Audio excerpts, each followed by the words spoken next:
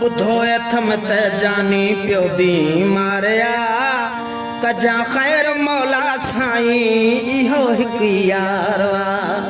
कजा ख़ैर मालिक साईं इहो मुंहिंजो यारवा बुधो अथम त जानी पियो बीमारिया कजा ख़ैर मौला साईं इहो मुंहिंजो यारवा कजा ख़ैर मालिक साईं इहो हिकु यारवा गाल कई अचे कासिद मूंसां बचण जहिड़ो हू नाहे इहो ॿुधी मुंहिंजो बि वियो आहे साहु संदन मां छॾाए ओ गाल कई अची कासिद मूंसां बचण जहिड़ो हू नाहे इहो ॿुधी मुंहिंजो बि वियो आहे साहु संदन मां छॾाए छो जो मां हुन जे हू मुंहिंजे आधार कजा ख़ैर मौला साईं इहो हिकु यारवा कजा ख़ैर मालिक साईं इहो मुंहिंजो यारवा पीरन ते मां पेरे उघाड़ो वियो हा पीरीअ जे ख़ातिर चङो भलो थिए जानी गुलनि जी आणी दुस्मा चादर पीरन ते मां पेरे उघाड़ो वियो हा पीरीअ जे ख़ातिर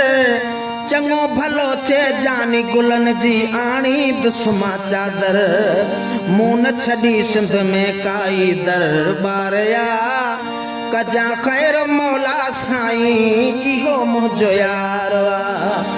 कजा ख़ैर मालिक साईं इहो मुंहिंजो यारवा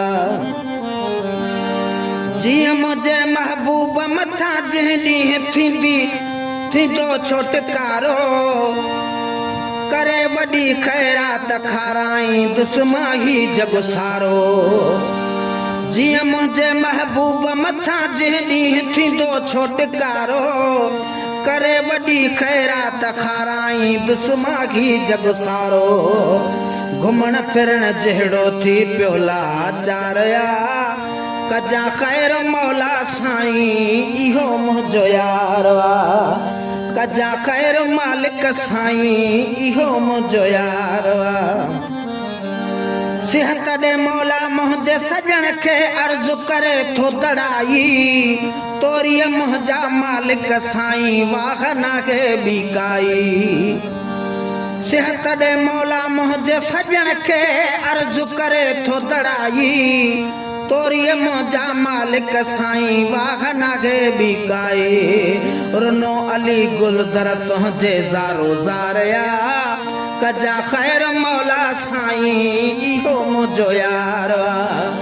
कजा ख़ैर मालिक साईं इहो मुंहिंजो यार